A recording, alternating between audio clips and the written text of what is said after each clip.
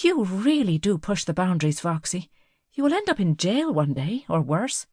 Worse, challenged Foxy. I'll sneak into your hotel room and run a lawnmower over that wilderness on your head posing as hair. Foxy clutched his hair with both hands and feigned a look of horror. The young man straightened up. Lenka, I would very much like to teach here until your return. That is providing you're still happy to have me, knowing the risk posed by my grandfather. Foxy glanced at Lenka, nodding. Your call as always, Lenka, but for what it's worth, the young man has passed my test.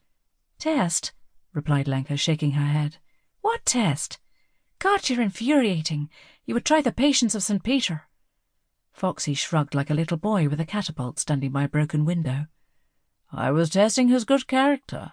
If he had run off and denounced me to the authorities, I would be on my way to jail, but the children would be well rid of him. Instead, he has shown himself to be a fair and decent man. The children will be in good hands.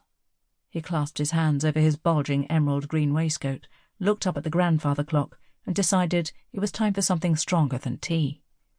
Lenka sighed, before turning to Robert and holding out her hand to the young man. Welcome. I'm still looking for a driver, but I have secured an excellent teacher.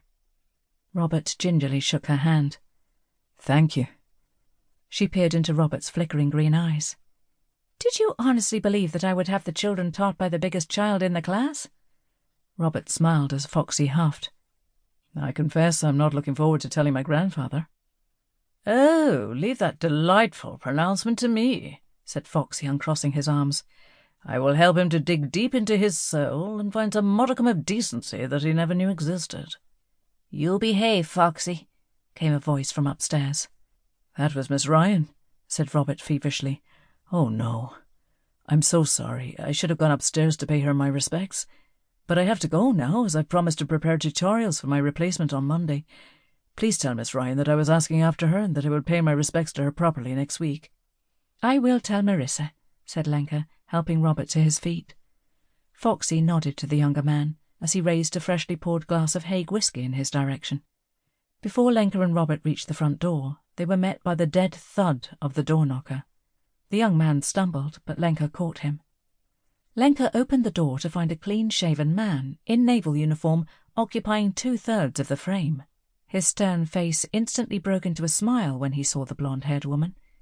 He removed his peaked cap, slipped it under his arm, and quickly swept back a comma of black hair that had fallen above his right eyebrow. You are Miss Lenka Brett? Lenka nodded. I am Captain Simon Syrianus, ma'am. I believe you're looking for a driver. Good afternoon, my good man. My name is Viscount Arbuthnot Foxborough, and I wish to speak to the bastard of the house. Before the startled elderly butler had a chance to respond, Foxy had stepped out of the clingy afternoon mist into the hall and placed his brown cowboy duster overcoat over the man's arm. I'm sorry, sir, but, did you say I did indeed. My apologies for putting you in a difficult position. Can you inform your master that, forgive me, once again. Pray, what is your name, my good man? Michael, sir. Well, Michael, inform Mr. Joseph McNamara that I wish to see him immediately. If that doesn't work, remind him of my original greeting. I'm sorry, sir, but my master does not welcome visitors. No surprises there, huffed Foxy. Send the bastard Brit in, boomed a voice from the study. The butler nodded dejectedly. Foxy placed his hand on the man's arm and whispered, My apologies again for my earlier profanity. Adrenaline got the better of me, Michael. The butler raised his bald dome and presented his hand to receive the visitor's cane. I'll keep it with me, as I may need it later. Your master may be so pleased to see me that he plies me with his finest whisky. Michael smiled politely. If not, it's an excellent prop when the conversation requires pepping up. Foxy sailed forward at a pace that, as always, was surprising for a man standing only at 5'10", but weighing 17 stone. He spun a sharp left into the study and locked his eyes on the elderly man sitting in an armchair by an unlit fire.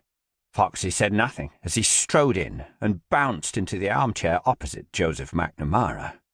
I didn't say you could sit, Englishmen,